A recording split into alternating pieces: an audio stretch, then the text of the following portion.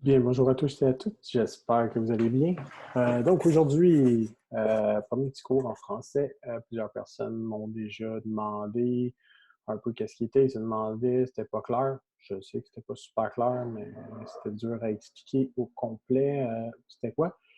Donc, en écriture en français, euh, ça je vous l'avais dit, on va travailler le texte d'opinion.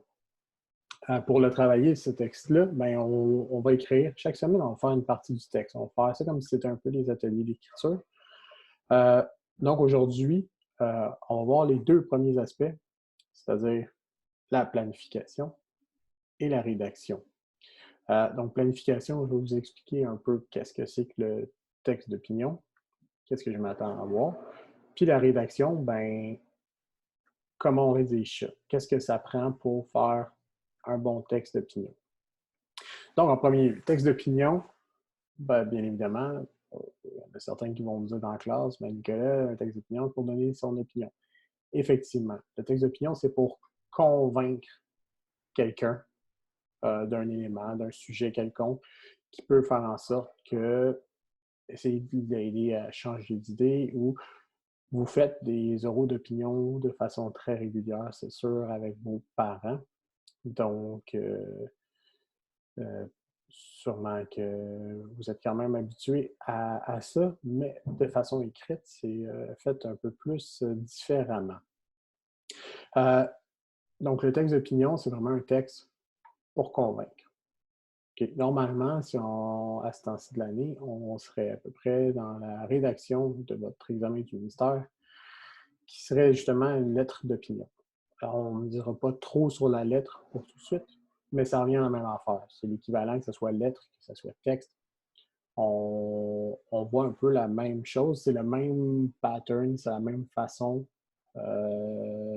d'écrire. C'est juste qu'il y en a un qui est fait d'une façon d'une lettre, tandis que l'autre ne l'est pas. Donc, si on regarde au niveau de la planification, c'est un peu ça. Ce que vous allez avoir à faire, donc pour planifier votre texte, c'est de penser à un sujet, de donner votre... Vous avez libre cours sur n'importe quoi. Le but, c'est de donner votre opinion, tenter de me convaincre, parce que le texte, je vais le lire à la fin, ou ça peut être adressé à quelqu'un d'autre, puis moi, je pourrais regarder ton argumentaire, euh, donc les arguments que tu veux utiliser. Donc, ça va être de choisir à qui ça s'adresse, de quoi tu veux parler. Euh, tu peux avoir un sujet d'actualité comme si c'était tu peux écrire au premier ministre ou au ministre de l'Éducation pour dire que ça a du bon sens ou pas de bon sens que l'école a été ouverte ou fermée. Donc, libre à toi de voir et de faire le sujet que tu vas faire. Donc, ça, c'est ta planification. Euh, de penser à un sujet sur lequel tu vas avoir écrit. La rédaction maintenant. La rédaction, comme tout bon texte, il y a différents éléments qu'on s'attend à avoir. Donc, premier élément que je veux voir, c'est un classique, son introduction. L'introduction. Oui, j'écris toujours aussi bien. Donc, ton introduction, tu m'amènes ton sujet. OK?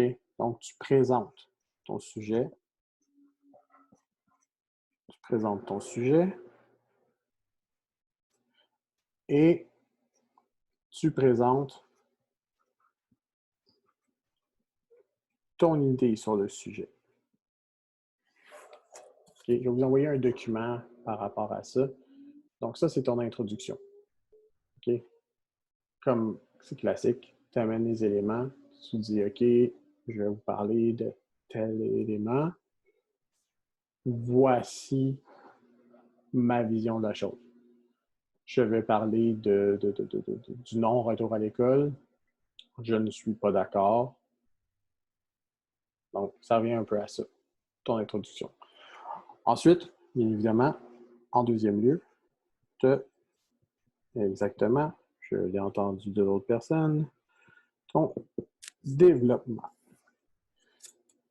Ton développement, ça, c'est ce qu'on va appeler ton argumentaire. C'est les éléments que tu vas convaincre.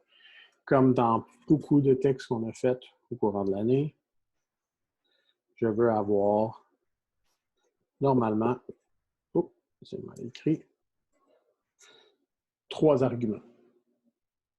On s'attend à avoir 3 arguments. Donc, je suis contre. Voici pourquoi 1, 2, 3. 3 éléments sur lesquels je m'attends que vous parliez. Dans ces arguments-là, donc la façon dont tu fais, tu annonces ton argument, puis après ça, très important, c'est ça qui fait le texte, ton explication. OK? Donc, c'est pas juste de dire je suis pas d'accord que les écoles soient fermées parce que qu'est-ce que vous faites de nous, pauvres élèves de 6e année, au niveau social?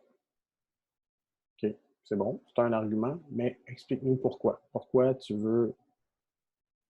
que ça, l'aspect social, c'est négatif, puis ça devrait convaincre, je sais pas, le ministre de l'Éducation de réouvrir les écoles. Si on continue cet exemple-là. Donc, chaque argument, avec son explication, c'est un paragraphe.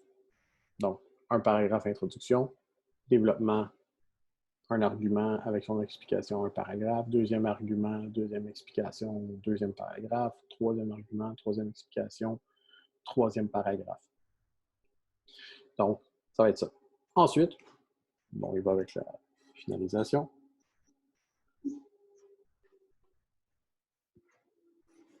Dernier élément du texte. La conclusion. Donc, la conclusion, qu'est-ce que je fais?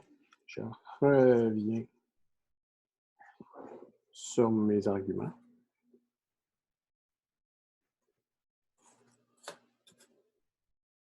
C'est bon. Donc, je reviens sur mes arguments. Puis après ça, j'essaie de faire ce qu'on va appeler l'ouverture ou une espèce de punch final. Okay? Ce que je veux dire par là, c'est que c'est comme si je me gardais l'argument plutôt secret, que je me dis, OK, là, tu sais, je reviens sur ce que j'ai dit, puis après ça, boum! Le dernier argument ou dernier élément, tu sais, pour frapper l'imaginaire de ton lecteur, pour dire à ton lecteur, voilà, un peu comme disait à l'époque brésiloniste, c'est cassé, voilà. Tu es là, puis tu te retrouves avec ces éléments-là avec toi. Donc, cette semaine, si tu n'as pas commencé, ta planification, ça va être de penser vraiment de quoi tu veux parler. Donc, comme je disais, c'est un sujet libre, comme tu veux. Ensuite, ça va être de commencer à faire la rédaction de ton texte. Avec la vidéo, je vais faire suivre un petit document qui va t'expliquer un peu aussi les éléments, donc qui va revenir sur comment on écrit les éléments qu'on retrouve. C'est sûr que aux rencontres de Zoom qu'on va faire durant la semaine de mardi, de jeudi, tu vas pouvoir sans problème me poser des questions là-dessus si c'est toujours pas clair, ou m'envoyer un courriel. Ça me fait plaisir de répondre à ça. Donc, sur ce bon début de travail en français, puis la semaine prochaine, ben, on continuera avec les autres procédés d'auteur. Donc, bye bye!